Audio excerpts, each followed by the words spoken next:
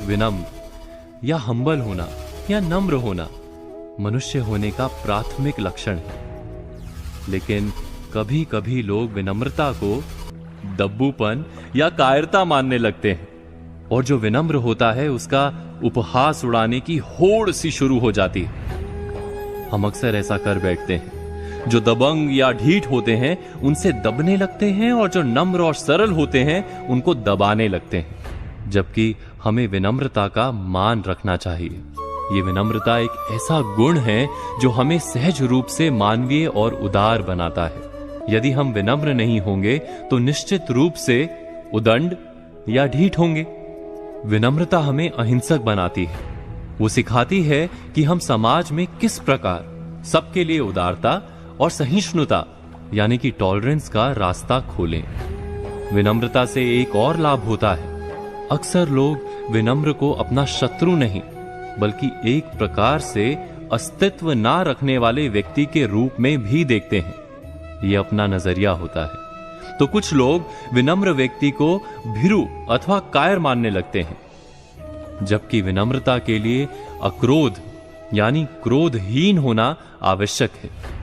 जो क्रोधी होगा वो कभी भी विनम्र नहीं हो सकता, और क्रोधहीन होते ही कोई भी व्यक्ति सैकड़ों दुर्गुणों पर एक साथ विजय पा लेता है।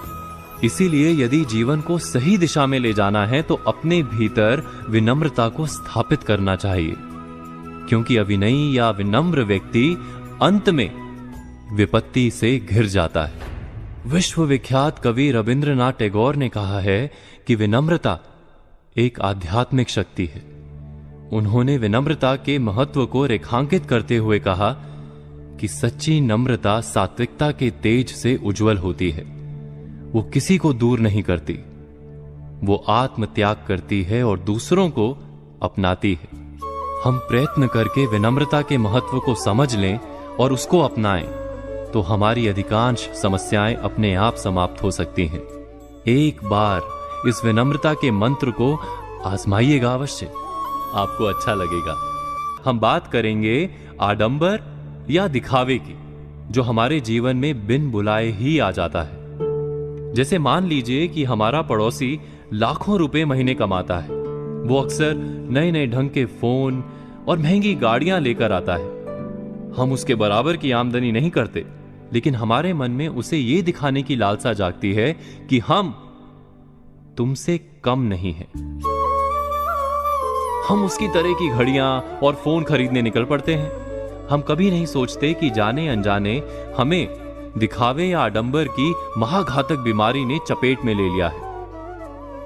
क्या आपने कभी इस दिखावे के बारे में सोचा है? यह दिखावा और कुछ नहीं, एक मानसिक बीमारी है।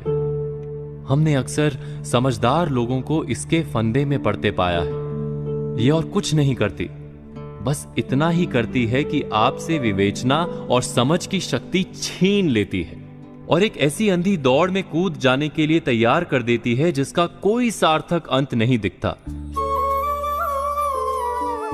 मैं एक उदाहरण देता हूं। आपकी आमदनी लगभग 1 लाख रुपए महीने है, लेकिन आपके एक पड़ोसी की आमदनी 5 लाख रुपए महीने है, और आपका पड़ोसी हर महीने लाख रुपए का दिखावटी सामान खरीदता है, हर हफ्ते महंगे होटलों में खाना खाता है।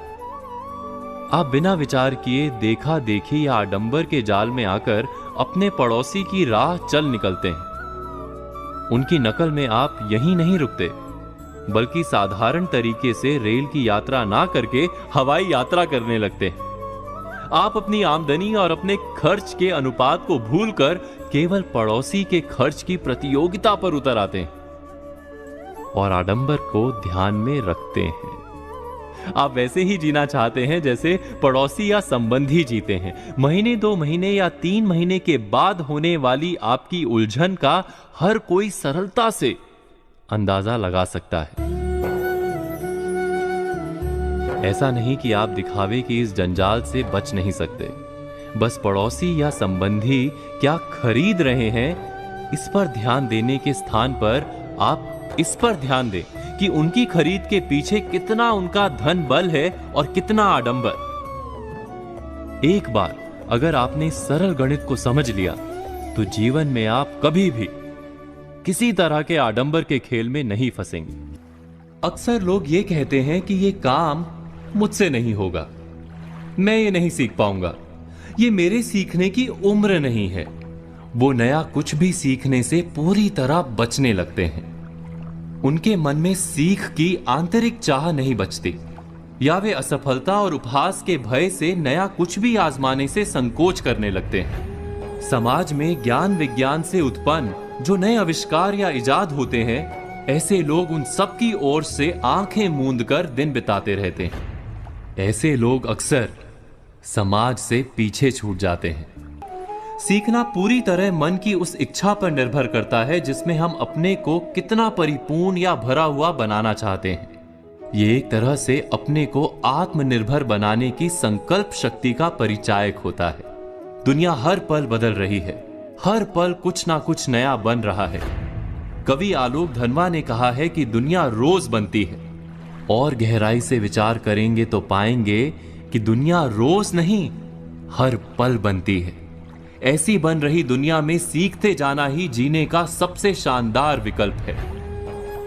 आप ये भूल जाएं कि ना सीख पाने पर लोग क्या कहेंगे।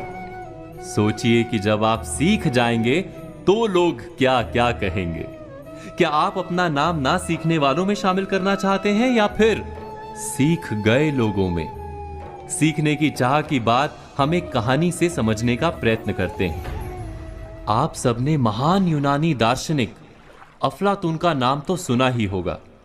जब उनकी कीर्ति संसार भर में फैल गई, तब भी वो हर दिन कुछ ना कुछ सीखने का यत्न करते रहते थे। एक दिन उनके एक मित्र ने उनसे सवाल किया कि अब जबकि संसार के बड़े से बड़े लोग आपके पास हर दिन कुछ सीखने आते हैं, ऐसे में आप भी किसी से कुछ सीखने के लिए जाते हैं, वो भी पूरे उमंग और उत्साह के साथ। इतने महान दार्शनिक होकर भी इतनी अधिक उम्र में आपको किसी से कुछ सीखते संकोच या लज्जा का बोध नहीं होता? अफलातून कुछ देर मौन रहे, फिर बोले, जब तक मैं सब कुछ नहीं सीख लेता, तब तक मुझे किसी से भी कोई भी ज्ञान पाने में शर्म या संकोच नहीं। जब मैं जानता हूं कि कितनी बातों का ज्ञान मुझे नहीं है, तो उसे सीखने के लिए मैं अपनी उम्र और दार्शनिक ज्ञान को क्यों बाधक मानूं? अंत में अफलातून ने कहा कि कब्र में उतरने तक सीखने का क्रम ही इंसानियत का तकाजा है, और इसे रोकना कहीं से भी उचित नहीं। आप इस तथ्य पर विचार अवश्य कीजिएगा।